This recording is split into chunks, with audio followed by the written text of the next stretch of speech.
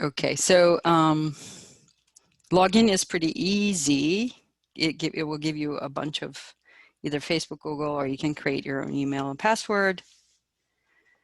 For some reason, I chose Twitter. I'm back, so you're back. whenever, You're wonderful. Yeah. So should we Wonderful. just? And then, so this is the interface that folks will encounter. Create a course. If you already have a course, we'll see it in Catherine's.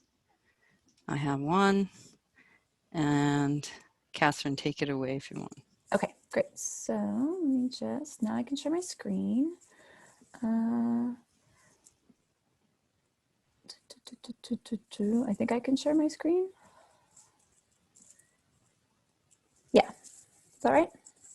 You see my screen? Great.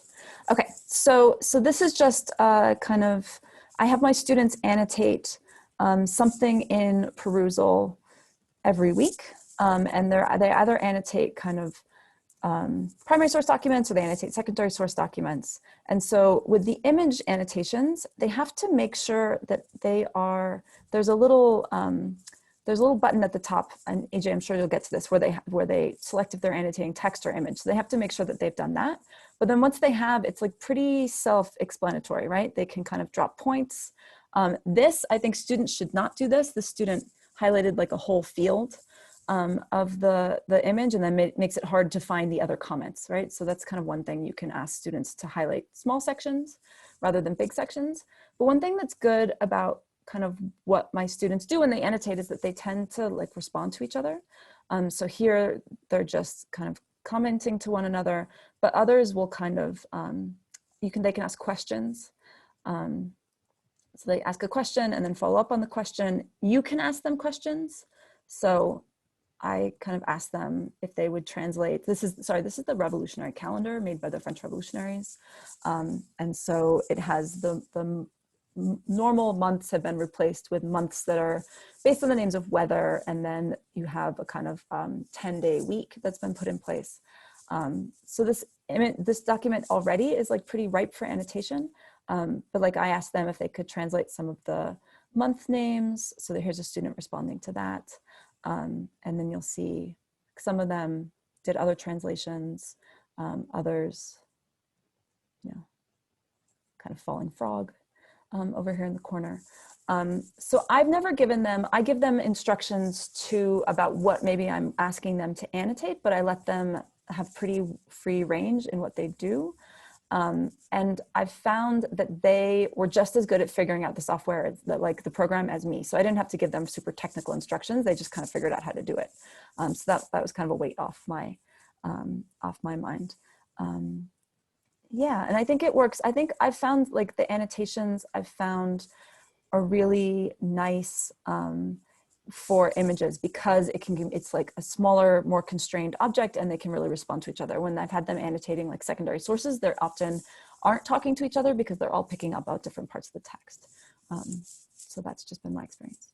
But I'm happy to answer questions if people have questions about that or say more. Catherine, I was going to show folks how to upload things if they wanted to. You don't need to get into that, but if you could talk a little bit about I think Emma liked the assignment design, like students can see which assignment and in what order, and they can start responding. Yeah, so you can so the thing that I did with my class is I made everything function by date. So I'm not using modules in Canvas, I'm just using dates. So all of my assignments are ordered by the date that they're due, and you can create an assignment so here's like a list of my assignments ordered by date. So you create an assignment here, and then you can copy the full title for your learning management system. And then you just create a mirrored assignment in Canvas, and the two link to each other. So you can kind of see all of my assignments laid out for the semester. It's like all of this stuff, it's like a little finicky to set up, but if you do it right, it should work. And the Perusal people, actually, I had a hard time implementing, like getting it to talk to Canvas at the beginning, and they spent time on Zoom with me to help me figure it out. So that's like a nice benefit of Perusal. They seem very happy to help. Do you grade the assignments, Catherine? How does that work? Do you just give them points, or do you? I just give them points. I also I'm not a harsh grader to begin with. And this semester, I just feel like they're all there, they're all doing stuff. Like, so my participation points scores this semester are like 1/3. I'm just trying to think how I did it. They do a discussion board every week, and that's a portion, the same portion for annotations, and then they get twice that for being in class, for being on Zoom, right? So it's like 1 week is like these kind of one day a week is the asynchronous thing, and 1 day of the week is the synchronous. And thus far, I've only given students lesser points for the discussion or annotations if they like just didn't do it. Yeah. Catherine, can you talk more about, well, the assignments? I mean, what are your questions? So you can see here like this, here's a secondary source about the Belgian Congo. And so I said, in general, right, like pay attention to how Hochschild is telling the story he's telling here. Is there a main argument? If so, what is it? And then look for any of the following themes. Contradictions in US policy, personal gains of imperialism, the construction of imperialist personal image.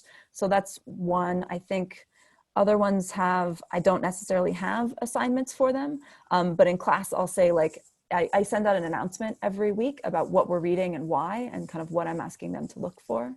But I also find like with the historical documents, they're already, because they read a textbook every week, they're already looking for the things that we talked about in the textbook, or they like want to make connections with the present day, which like I always find a little bit problematic, but it's actually one of the best ways to get them talking. And so if they're reading the Communist Manifesto and they're like, hey, this sounds really like a lot like what the Republicans don't want to have happen, well, like we can, like, that's a gateway, we can get there. And often those are the comments that they will respond to from each other, because those are the things that they're like really keen to talk about. Catherine, do you at all find the hashtag or the @ feature that kind of organizes how students talk to one another? You can refer to, just like you. So I haven't used it yet, but like I think you could in your assignment be like, identify like where I had the themes. You could say to them, identify, I want to identify these themes, and use the hashtag to identify them, right? Mm-hmm. So yeah, I think like that's like a next level that I just haven't done. Yeah. But do you find overall that it helps students interact with one another too? Do you put them in groups, or so it sounds like you don't? I haven't put them in groups. I only have 8 of them. Mm-hmm. But I think like you could put them in groups. I know that Sana does that and like puts them in groups and assigns them themes. And I think like that would be great, but you just have to be a little more organized than I am. But what they've told me is that it helps them do the reading because they are more actively reading. And then I think also I can see them on the discussion board, like picking up on the things that they annotated before they make their discussions. So I see it like working to make them better readers. And that seems good. Can you quickly show the discussion board? I think that might help folks. Sure. Yeah. So like, sorry. Oh, you mean Canvas or here? I use it in Canvas. Okay. Can you see my screen? Mm-hmm. So here, I'm just using in Canvas, right? I give them, they can kind of post a question and they have to respond to 2 other people's questions over the course of the week. So like this week, they were really interested in gender. And yeah, and this is where I've spent a lot of time responding to them, and they're like, we're not reading it. So, you should maybe wait. So yeah. Anything else? Just wanted to say that sounds like a great strategy to pick up the threads and 1 or 2 in class that you can really bring forward, and that would start continue the discussion really that's been happening on the boards themselves. Yeah, I think like less is more, right? And I've been trying to respond to all of them, but actually just like a couple of threads, or when they all, this week they wanted to talk about gender, or they wanted to talk about religion. And so that's like, then like kind of find something that addresses those. Definitely. Were there other questions that people had? Hey, Catherine, just a technical question about about you integrating Perusal into Canvas. Did you need the help of IS&T, or did you need to work with IS&T to do it? No, the only thing I needed to do, it's like I followed the Perusal steps in order to integrate, and it just didn't work for me. And so the Perusal people helped me do that, but it was like kind of a weird thing, and it should have worked. Yeah. So no, I just did it myself. Okay, great. Thanks. Yeah. As far as I know, it works the same way as you would kind of embed other tools into Canvas. But the important thing to realize is that Catherine mentioned the how she grades, because we don't officially subscribe to Perusal, but we're embedding it into Canvas. The automatic grading functionality in Canvas for Perusal will not work. She's grading it manually herself, right?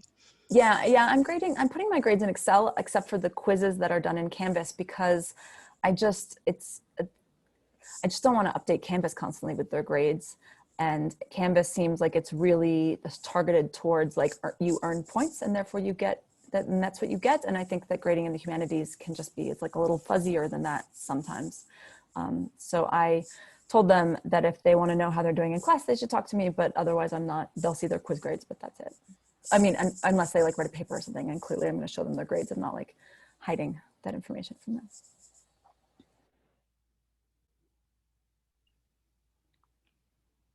This is great. Thank you. And I agree with you about the flexibility needed in humanities participation in the way that Canvas kind of telescopes what's happening in a way that's probably not useful for thinking about how we want students to participate richly. I actually have to run, but if anyone wants to talk Perusal, I'm happy to chat at some other point. So yeah, thank you so much for putting this together. Thank you so much for your time. We really appreciate it. Thank you. Bye.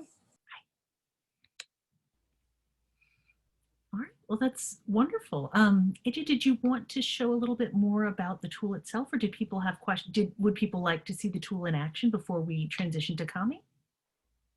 Sure, I can show a little more and try to touch upon things Catherine didn't have time to. Perusal was nice. You learned a new tool. Okay. So first things first, I'm going to go through this. This always becomes a question, even though some of you may not be thinking of it now. But what types of files can be uploaded to Perusal? It's PDFs, ebook, pub files, and Word text documents, Excel documents, so we'll take those in. And any kind of source code files, for example, XMLs or any kind of PY files, anything of that sort will go in there. Beyond this large, it looks like a short list, but it actually includes lots of different formats. Beyond this, the way it works is by uploading or including a web-based links via the linking feature in Perusal. Let me show how that works. So this is after we kind of log into Perusal, in order to start our assignments, we go to the library and on the right-hand side, if you want to add a new text to be annotated by students, this is the feature where we come in here and we add. So you can add it at a web page, or you can, all these different, you can add videos or podcasts, all of those things are possible. And a lot of them are through URL links, so it will pull those links into the platform. Or as long as we abide by the formats, and most of the time it's possible to do that, we can upload them from the computer. Okay. So these are a set of links that we have added. So I'm going to show you this one. The way to create an assignment is that once you upload, we can kind of say assign, and we can have a more descriptive definition of the assignment itself. And here's where the description of the assignment goes in, and Catherine has shown us the prompt that she was giving to the students. That's where that text goes in. So here's what you need to do with this assignment. Here's the context, blah, blah, blah. All of that goes into here. the assignment name. Oh, sorry, that's right over here. The instructions. Sorry, that was just the content selection. And here's where all the instruction go. The submission deadline comes in here. And if you would like to add optional assignments, this is basically how one creates an assignment. It's as easy as this, or simple. And once the assignment is in place, let's look at one of these.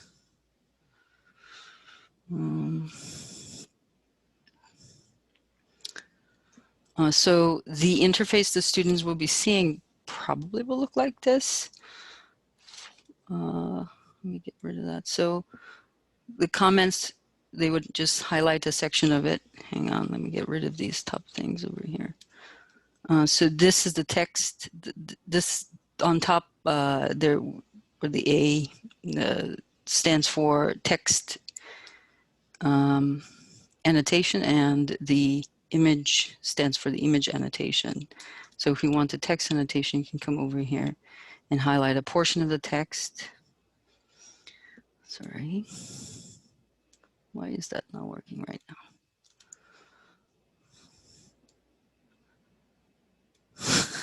Wonderful.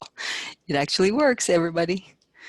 So normally it would let the students to kind of select a subset of the text, and they would write a comment here.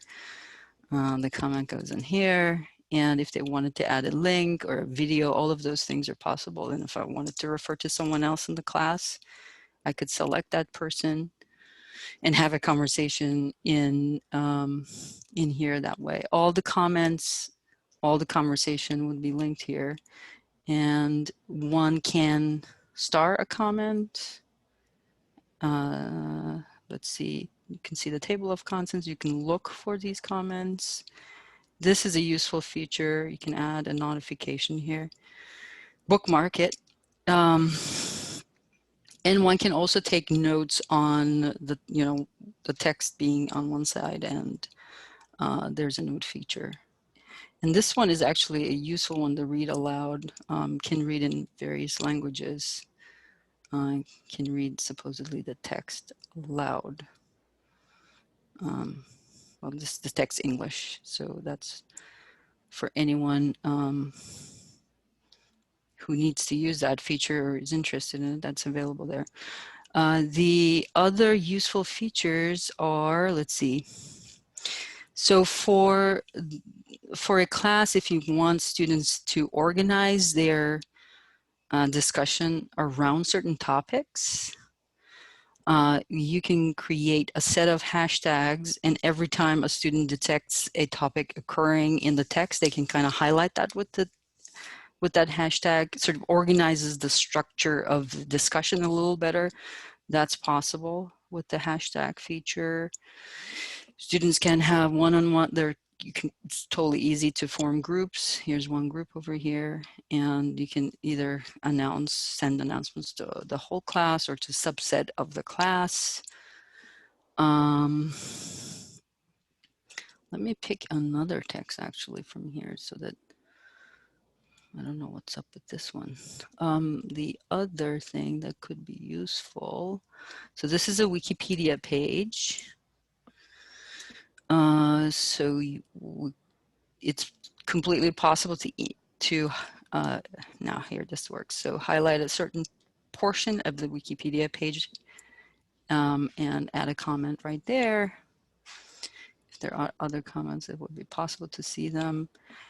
And it's also possible to kind of sort of give thumbs up to a comment. And if more people give thumbs up to a comment, it becomes a more prominent comment.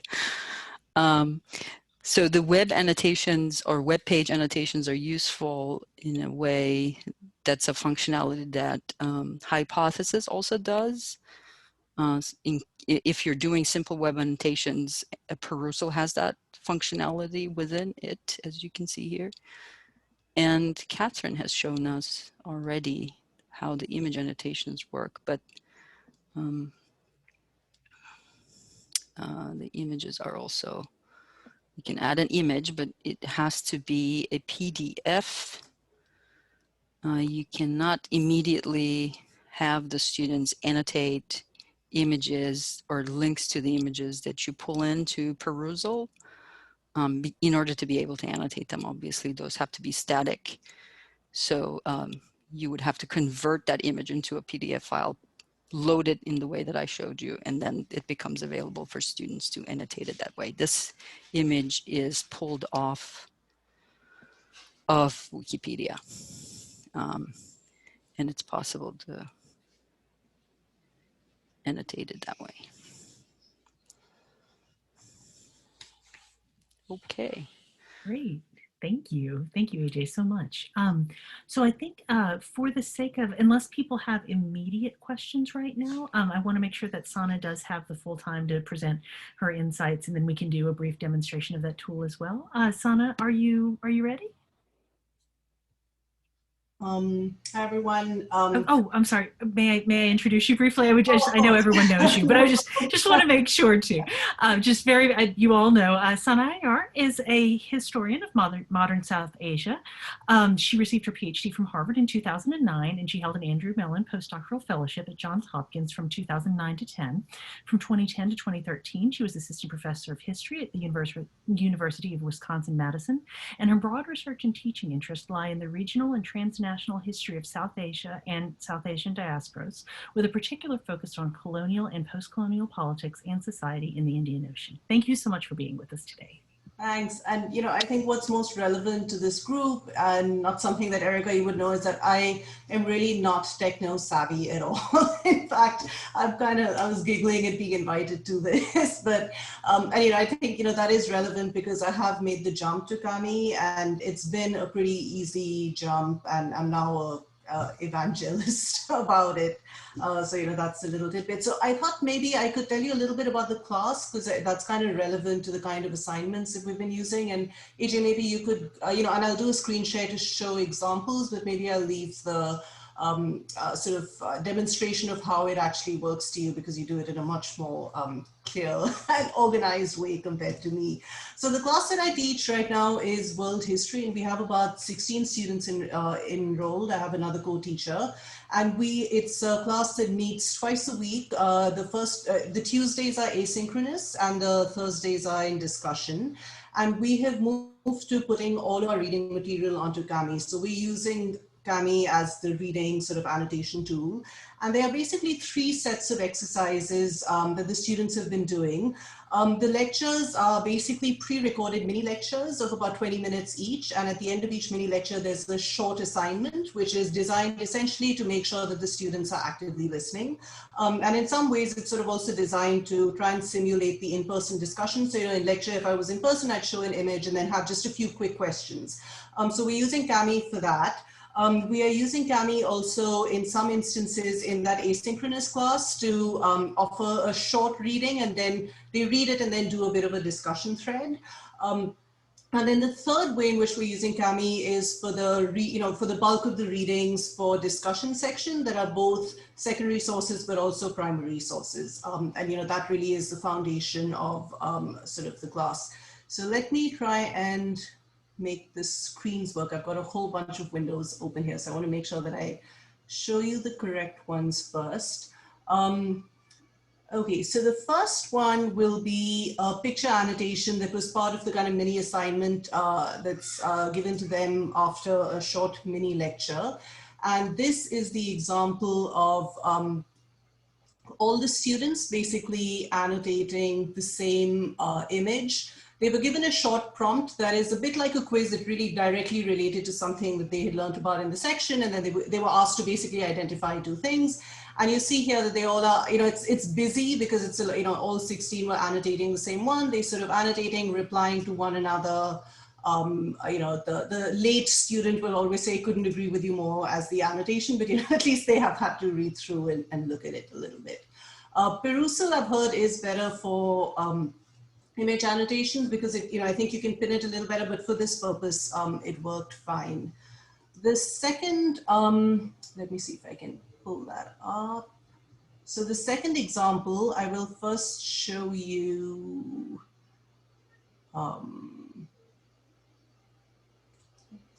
okay, Okay, so the second example is something my colleague did, which again was based, it's a short assignment connected to the lecture.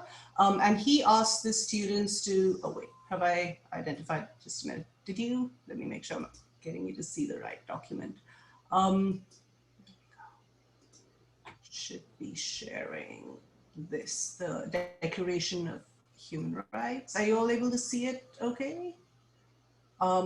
So here Hiromu basically asked them to highlight in different colors similarities and differences from another primary document that they saw. So that's why you see the green and blue highlights, and then they had to sort of identify one thing that was similar and one thing that was different. So again, it gets kind of busy. It in a way replaces the quiz, but gets them to engage with it. And in some ways, they are also sort of, you know, there is some back and forth, but they are sort of forced to actually read through the entire document and identify something that is new, right? And you know, Professor Nagahara sort of comments back every now and again.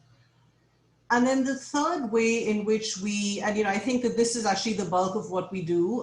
So it's a class of 16, and for the longer readings, we divide them up into groups of 4 each.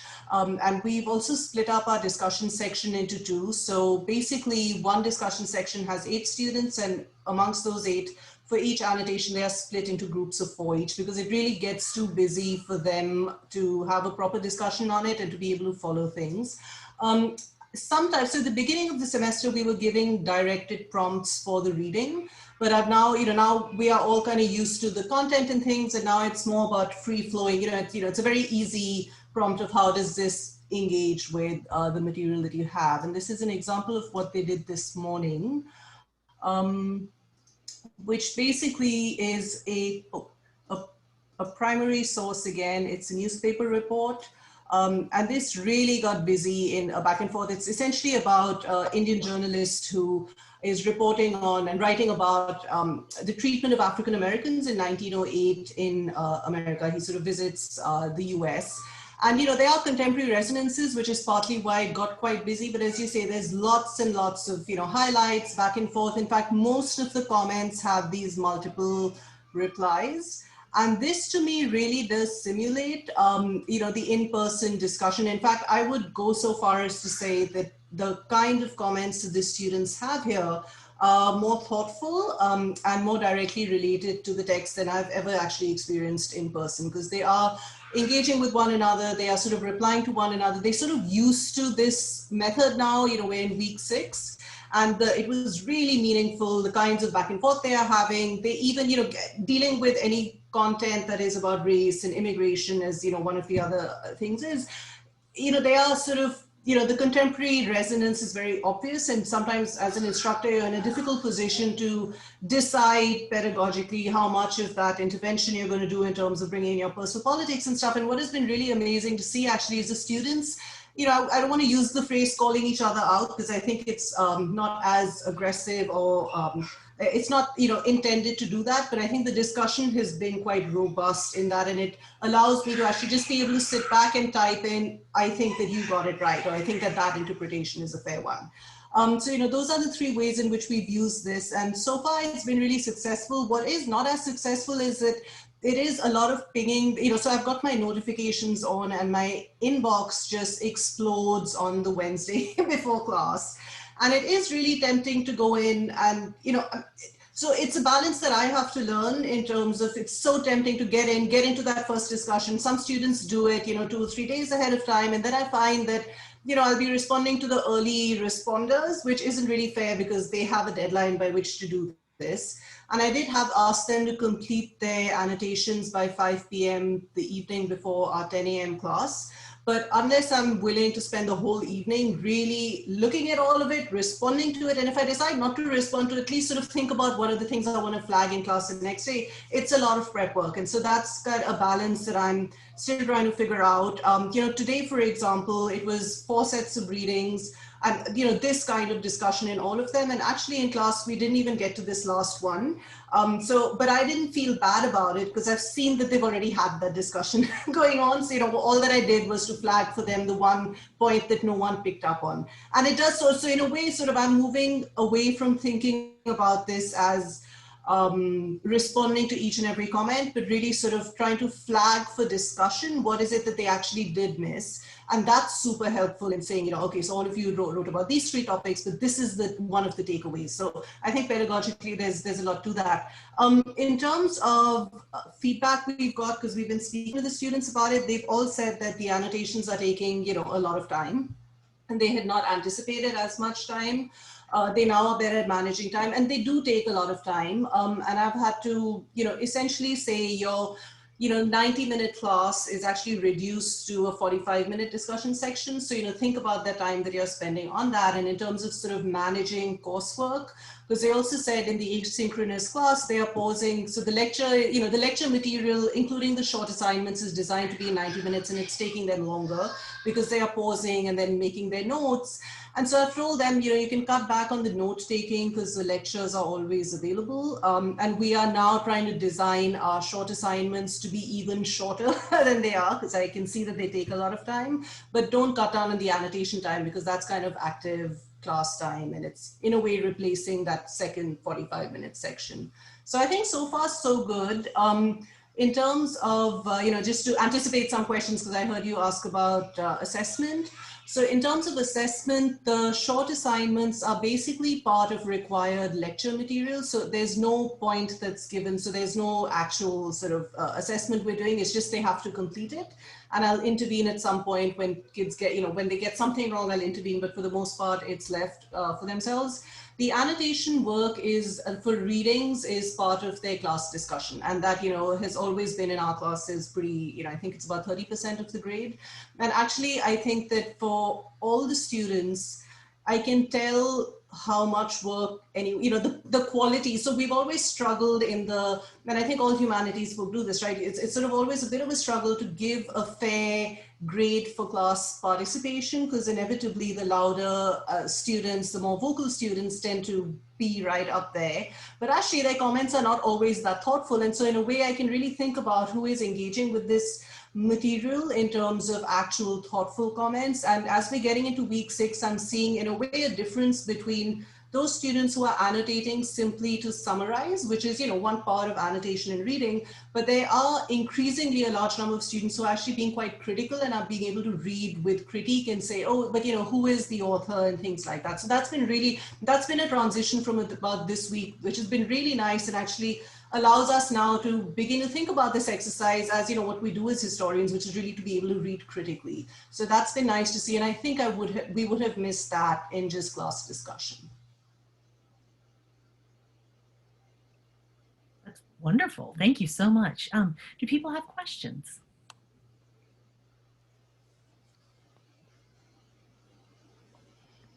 I'm just going to follow up on what you just said, Sana. You answered most of it, but you've been using Kami for a couple of years now, right?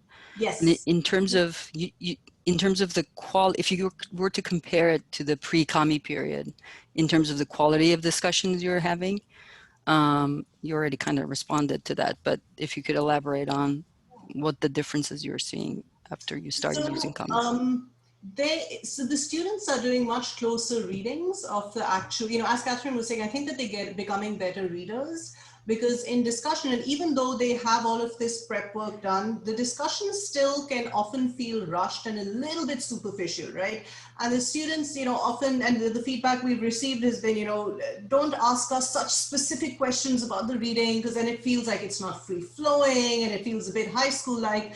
And I get that, but I think in class when before I used Kami, it was always a bit of a struggle to move from the very general conversation to the very specific. And that's where that critique stuff comes in, the very specific way in which phrases are used, arguments are being deployed. And I would have to sort of put post-its on my readings to make sure, okay, get to page 33 to do that close reading.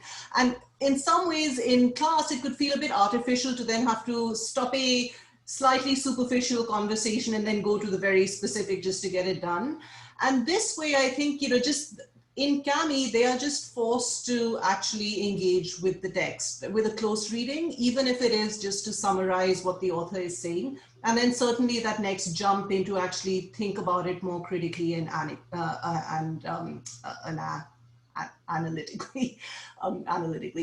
It still means, so in class, so but I have not been able to really reproduce that Kami conversation and discussion threads, even though I've been reading them in the class discussion in 40 minutes. It's still, you know, we still kind of skim the surface of what they've said, and short of calling out students and saying, or even when I have, so, you know, the three of you have this wonderful discussion on immigration and the way in which, you know, the Asian immigrants are being deployed in these ways. Can you talk a little bit more about that? It still would go into this kind of superficially level, and it doesn't sort of go in deep. But I know that they are capable of it, and that they are having those thoughts in, you know, the readings. So I'm hoping, I'm due to grade the first set of essays. I'm hoping that that then gets reflected in the actual essays, because that would, you know, that's the next frontier, right? We sort of get them to read for content, for critique, but then to really be able to integrate that into their essays and make their, you know, get the essays to really come up to that level. So if that happens, I would say this is an absolute, yeah, I mean, I still say it's a success story, but I think that if that actually happens, that would be amazing. Can I ask you a question? Do you connect the essays with the annotations, or the essays are something else? And if so, how? Yeah, so the essays are prompts. So it's a general prompt given, but they are asked to only bring in material from class. So lecture material and the readings. It's not, you know, and this is a freshman CIH class, I should mention. So they don't do in fact, we actively ask them not to do outside research. And this actually forces them to go back, and this gets to that point Catherine was making, that, you know, her students weren't looking at the responses that she was giving and her reply. So, you know, having the prompt connected to just class material forces them to go back and reread what they have already read, and then incorporate, you know, do some of that work of actually reflecting on what they had annotated.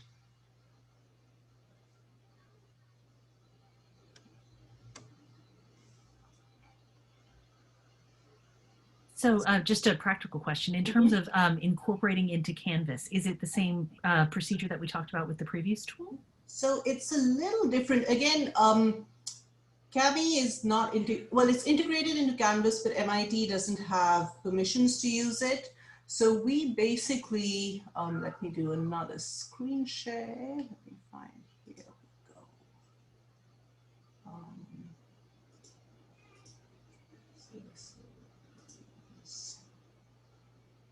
We're seeing group 3. Let me just find on all of these windows. Here we go. So this is my Canvas module. And let me just click on it here to show how it opens up. So we include it as a embedded link, which opens directly onto Kami. And this is what my Kami site looks like. And I can just walk you through the process. So this is, there's a sign in, and this is the free version. We didn't see any difference between the free and paid for. And you upload it basically from your computer, but then you have to save it in Google Drive. So for example, if I wanted to, I don't know, AJ's probably, so if I wanted to say upload this, I would open it from my computer, then it opens up here. And then you have to save it upload it into Google Drive. And once that's done, I essentially click on share document, make sure that anyone can access the link, and then copy this, go back into the module, and then I would, you know, I'm just gonna fake insert it here. I would basically put it in here. And then I would just rename the link. And so the students would just see it embedded, and then it would open up. The students do have to sign up for Kami. So that's, yeah, they have to make sure that they have an account so that their comments aren't anonymous. Yeah, that's same for you know, any tool. Perusal Yeah. But once they've done that, it's pretty seamless with both of them, right? Like you don't have to go back and forth between sites now, which seems a great advantage.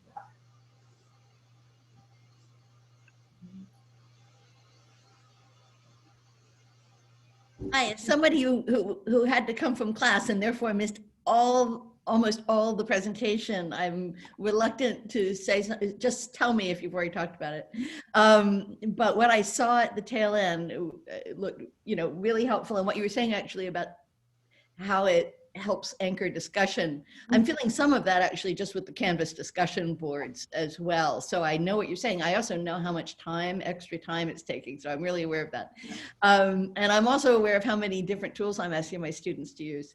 Erica knows this. I don't know if you guys have talked about this versus some of the other tools we have, like Annotation Studio. And I'm assuming Catherine was here earlier because of the baby, but I didn't get to hear the comparative. Is there one reason I need this one rather than the others? That I mean, Erica might be a good person to help answer that, because the others being I'm going to venture and say, not really. Okay. You can't go wrong with either one of these tools. One thing that Catherine did bring up that I think is interesting is that she talked about how really useful Perusal is for image annotations. And so I don't know, Sana, how would you feel Kami compares to that? Yeah. So, I shared with you the image annotation my students did. And, for them, so for me, the image annotation was really just a prompt to engage them in discussion. It wasn't as much of an analysis. But it seemed fine. They are able to mark out or just sort of put a pin on where their comment is. It got really busy. And so it was sometimes a bit difficult to sort of connect up what exactly they were talking about. And I wondered if Perusal is better for that. But, we basically have just decided to divide up the students into groups of, I think 4 is the limit of, given how active they are in terms of annotations, we just decided that 4 would be the limit of the number of students who are working on any one document. But the rest of the, all groups can see the other groups' annotations. So they can go back to it and engage in that. And, sometimes in anticipation of discussion, we ask them to look at their cohort, the other cohorts' annotations. But I didn't see any difference. It's just Kami converts the JPEG into, or whatever, into a PDF essentially for annotations. And it was kind of cool to see it expanded. I would even say that, the images, and I saw that Catherine had used, the Imperial Federation one is one that I use a lot in my classes. And, when it's on the slides, you can't really, the students can't zoom in. And this time they were just, they were able to zoom in and out. And I think that really for image annotations helps them look at the details that we miss if it's just on the slide. And often, I would just, pick a screenshot and put it on my slides and it would be kind of fuzzy anyway. So I think this really gives them intimacy with the images. I remember Catherine saying that she had heard from the art history folk that Perusal is better. I never bothered asking exactly why. I also felt that, my ability of learning new software, not new tech, had kind of reached its upper limit. No, I think you have to use the one that works for you too. Do you know what I mean? Like, you can usually bend the parameters of these tools. I mean, some may be slightly better at certain things than others, but I think that if you have a use case that you're already, do you know what I mean? If you already have a set of documents that you're working with and you know them, usually you can modify the features of a tool to do what you want. Within reason. I do think the thing you're bringing out about PDFs, that Kami will convert the PDF for you, whereas I think in Perusal it has to be a PDF when you upload it, is a small difference, but not insurmountable. Peter Purdue has a question, please. Yes, hi. Thanks for this description. It's fascinating. And I know you and Catherine were both talking about just annotating one individual image, but suppose you had a collection of multiple images and maybe you wanted students to find a theme that carried through several of them. Could you say use a hashtag kind of connection for that? So let me screen share, because I had them do this as one of their short exercises just this week. And I found that it was better to do it through the discussion board.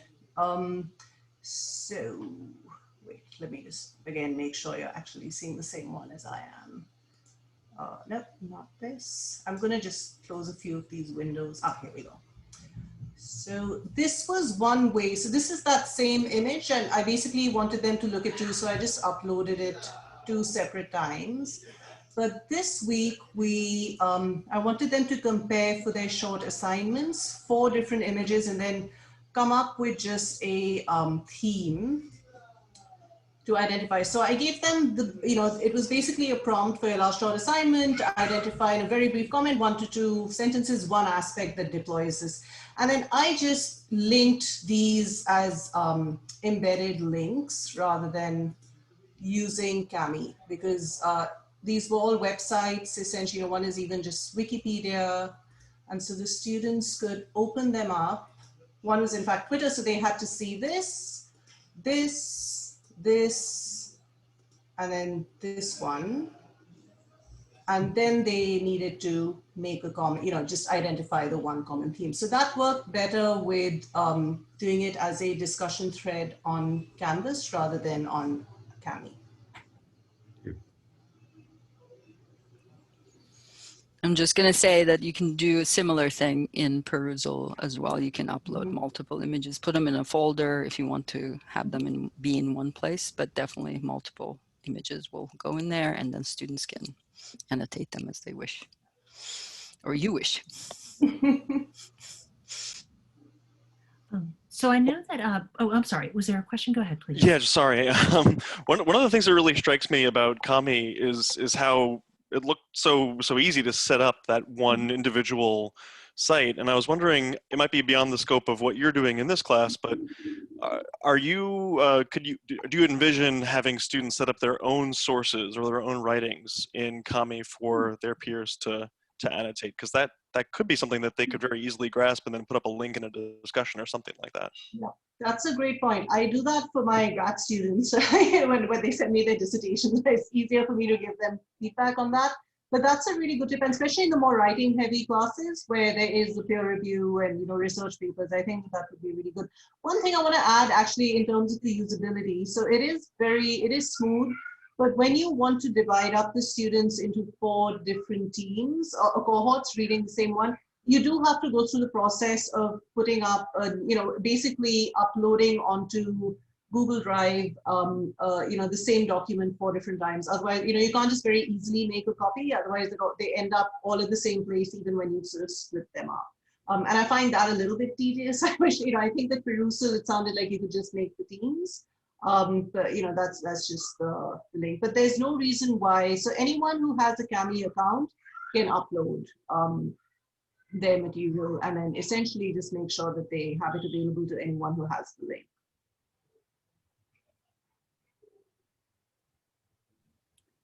That's great. Well, thank you. Thank you so much. I just one question about the groups. Of course. We have one more sec.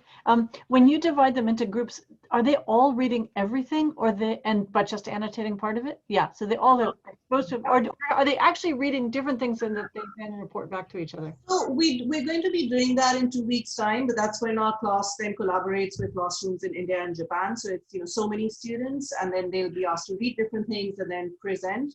But for this class, we've tried to be quite strict about not. We're trying to be quite strict about capping our reading material for the Thursday class to about 30 to 40 pages. With this, we've taught this class many times before, and that seems to be the upper limit. That's just the law of diminishing returns. And so because it is just 30 pages, they are all required to read essentially the same thing. So all the groups are reading the same. Although in coming weeks, when it's a larger classroom, then we'll be doing groups. But it works for both quite, for either quite well.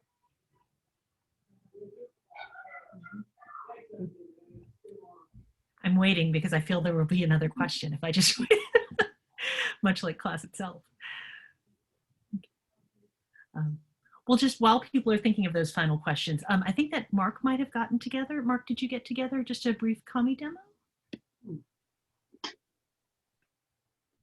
I don't have a whole lot to add. I thought that was a brilliant, one of the things that I like about it, I'm definitely not an expert, but it seems to me from my little bit of dabbling, it's pretty easy to use. If it's, when it's connected to your Google Drive, if you have a Google account, that it stores everything there. It's easy to keep track of things there. Your folders there. One thing though that I thought might be helpful is just to put in a plug for a guide that AJ has developed and that we've been adding to that lists some of these tools. And I can sort of share my screen really. Well, let me send the link first before I forget. I'm going to include that in the chat before I send that. So there is the link, but let me just share my screen very briefly and point out something here. So on, wait, I am doing usual thing where I'm not finding the right window. So on this particular guide, on the tools and resource recommendations, we have a list of annotation tools here, and there's a comparison guide, the PDF that we put together that, I mean, this, I don't know, Diana, if this would get to your question earlier about, you know, why this and not that, but we've tried to kind of give an overview of what some of the different high-level features are to help people decide, is this a tool that I want to spend a whole lot of time with? But the, you know, the beauty, as AJ mentioned earlier, I mean, sometimes I feel like it's almost personal preference too, you know, like some tools, like you just have, you know, you start playing with it and there's just an intuitive feel to it that you're, you know, I feel comfortable with and think, okay, if I were teaching, I would prefer this one over the others.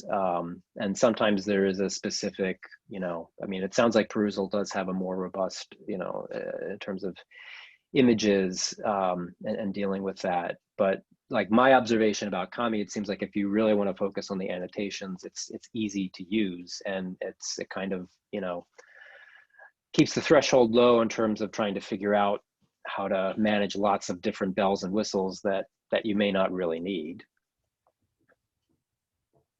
I had a quick question actually, or comment. So I noticed that, I wondered if Perusal has a voice recording option, because I noticed that Kami does. And although we haven't yet implemented it for the annotations, the discussion thread, you know, Diana, to speak to your point about the students are spending a lot of, you know, it is more work. It's more work for us and it is more work for them.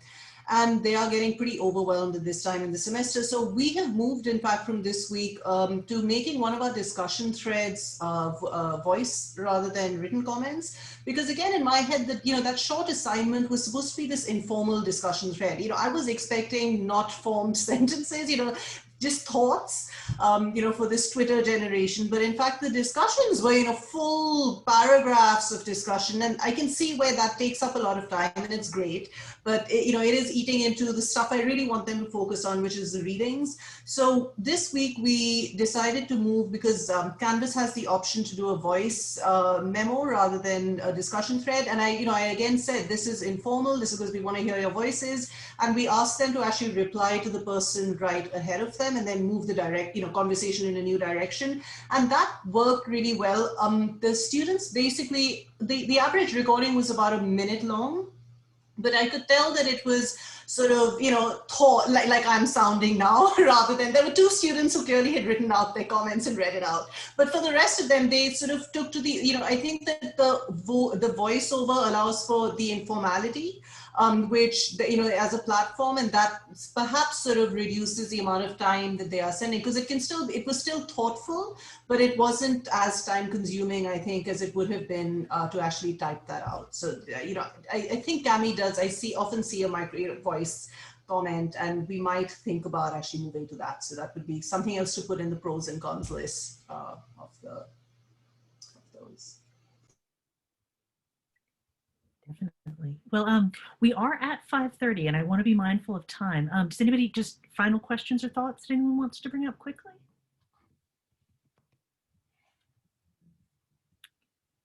Thank you all. This has been a fantastic session. Thank you so much, Sana. This is really wonderful, and I appreciate your enthusiasm and your evangelism for Kami as well. My pleasure. Thank you. All Thanks, right. everyone. Yes, look forward to seeing you all next week, we hope. We will continue the annotation tool conversation then. Thank you. Bye.